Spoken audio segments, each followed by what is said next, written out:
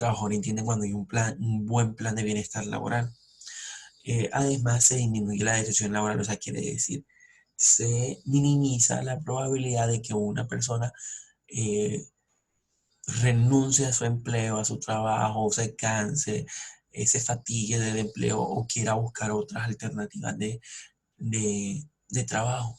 ¿Por qué? Porque no se encuentra a gusto en su trabajo, porque no tiene buenas relaciones con sus compañeros, con su jefe, porque no hay un buen plan de compensación, de bienestar laboral, de relaciones de trabajo, de formación, de capacitación, de proyectos personales, o sea, de las diferentes, digamos, actividades que hemos venido tratando hasta el momento.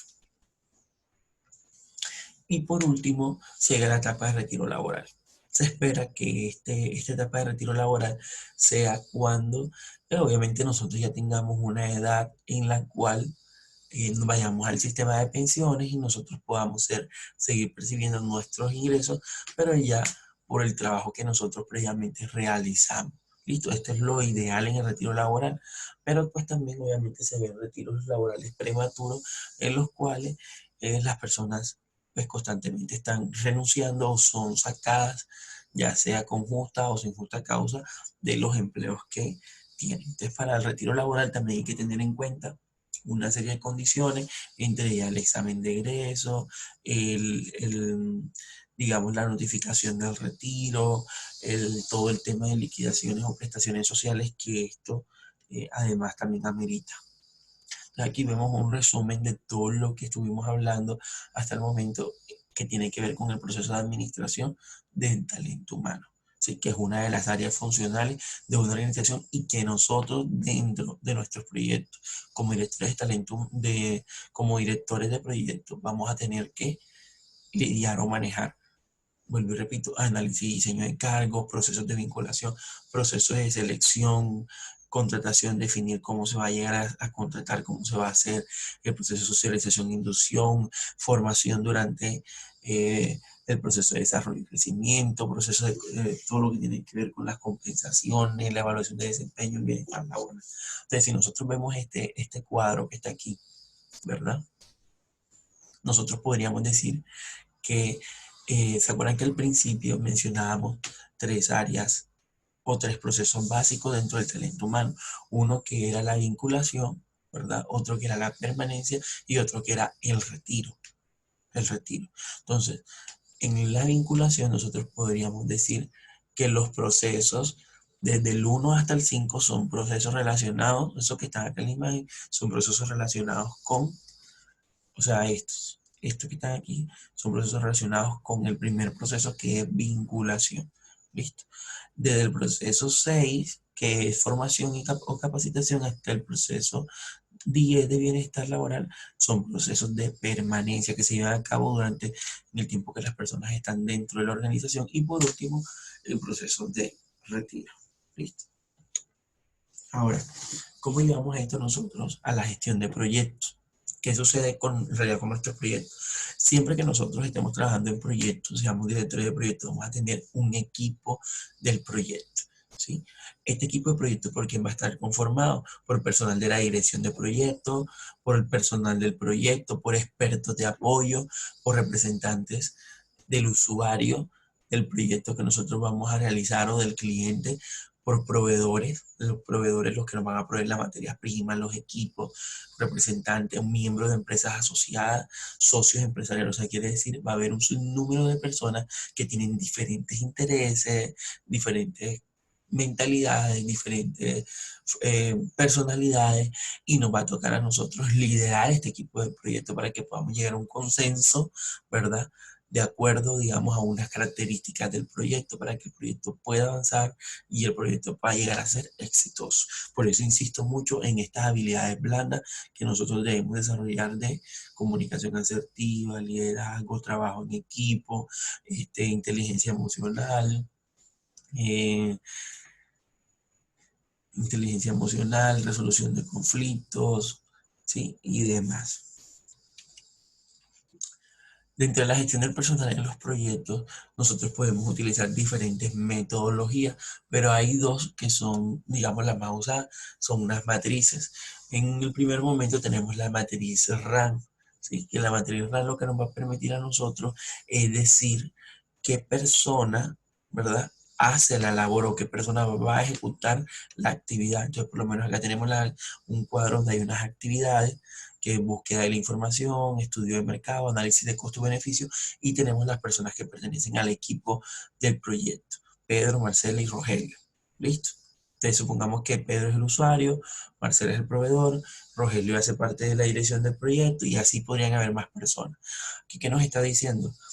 En una matriz RAS nos está diciendo que Marcela es la encargada de buscar la información, que Marcela es la encargada de hacer el estudio de mercado y que Rogelio es el encargado de llevar a cabo el análisis de costo-beneficio. ¿Listo? Eso es lo que entendremos aquí en la matriz RAS bajo esta metodología.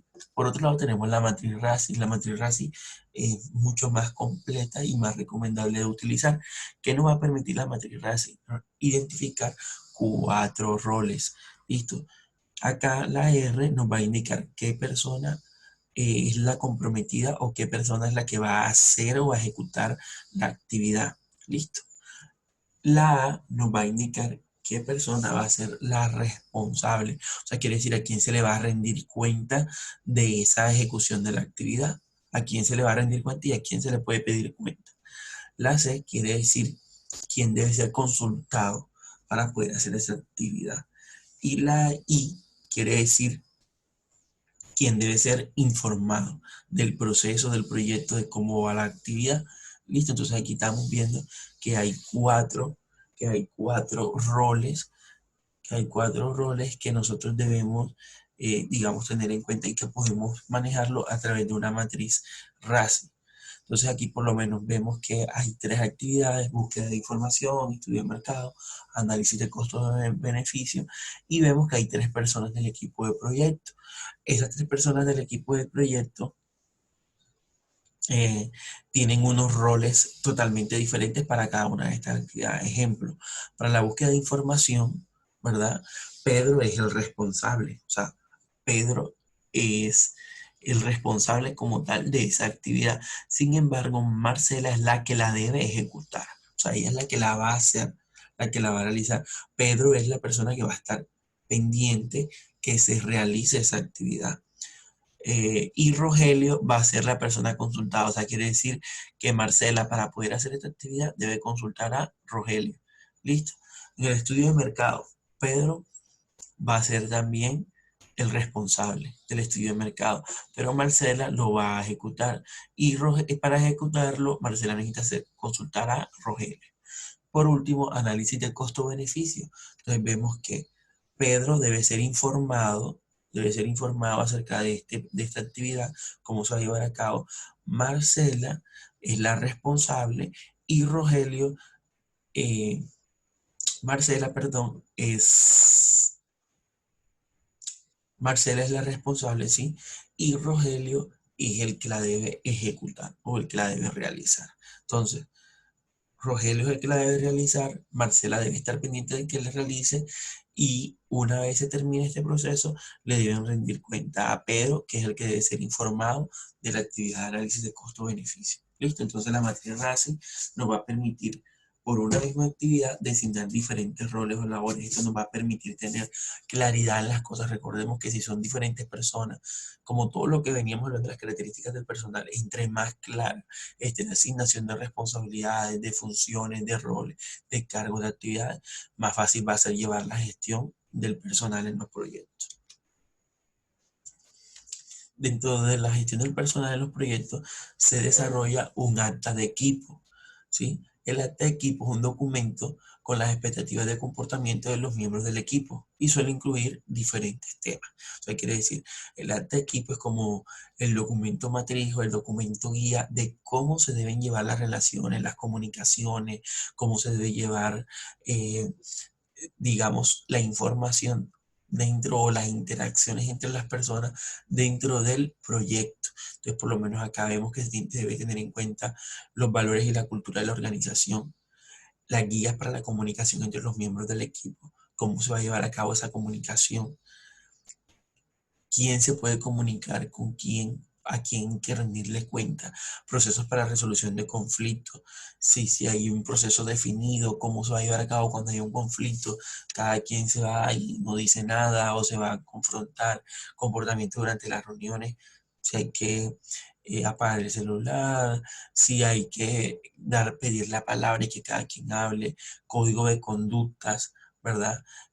Cómo debe ser la conducta o la etiqueta al momento de hablar, al momento de dirigirse, qué palabras son permitidas, qué palabras no, si hay una guía para gestionar conflictos en caso que se presente, reglas de etiqueta, digamos que tengan que ver con la vestimenta de las personas, con los gestos, con la, digamos, la comunicación no verbal que se pueda llegar a tener, normas para el envío de email, cuál es el medio adecuado para hacer las comunicaciones, si es por WhatsApp, por email, por el correo corporativo, por el personal, qué tipo de comunicación se van a llevar a cabo, se van a tener, ¿sí? Cómo va a ser la dirección, la redacción, o sea, quiere decir, entre más claro esté el acta del equipo, donde se den todos estos lineamientos, los valores, el respeto, la puntualidad, o sea, donde se den todos los lineamientos que hay que tener en el equipo de trabajo, mejor va a ser la gestión porque vamos a poder tener un mayor control, ¿sí? Del equipo de trabajo.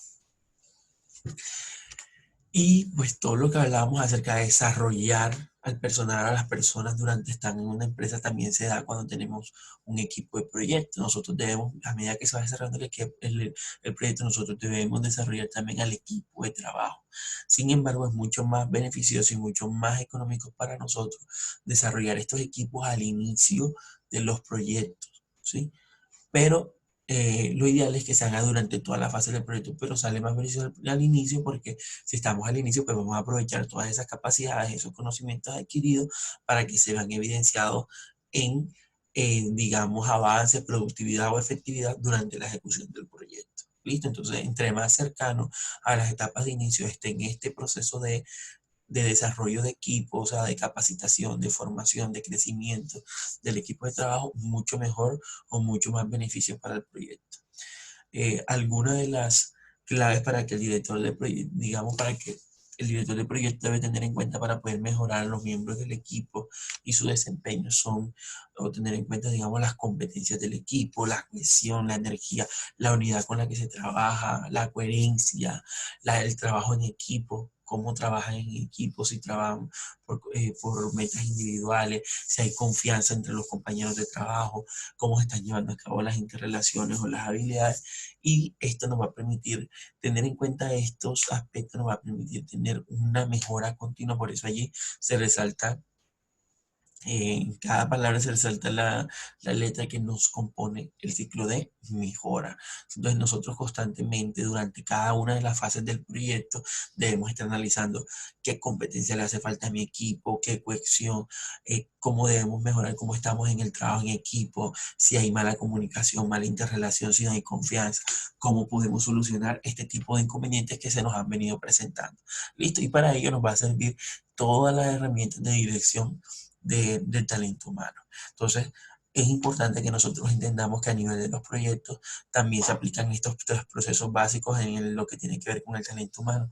Uno, que es vincular a las personas, definir la contratación, la selección. Dos, que tiene que ver con todo el proceso de la permanencia durante el proyecto, cómo nos vamos a poner de acuerdo, cómo va a ser la comunicación, que cuál va a ser el nivel jerárquico, quién va a ser mi autoridad, quién no. Digamos que se va a definir, a la vez se van a definir cuál va a ser ese proceso de formación que yo voy a tener, cuáles van a ser las compensaciones, cómo van a ser los descansos del personal, cuál va a ser el bienestar que se les va a brindar. Todo eso durante el proyecto. Y al final, pues también se tiene en cuenta, digamos, en la finalización del proyecto, pues obviamente la desvinculación tal vez de la mayoría del personal del proyecto.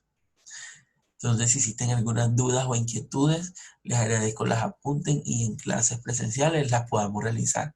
Muchas gracias por estar atentos a la explicación y yo espero que esta clase les sirva de mucho en su proceso de crecimiento y desarrollo profesional. Muchas gracias por su atención.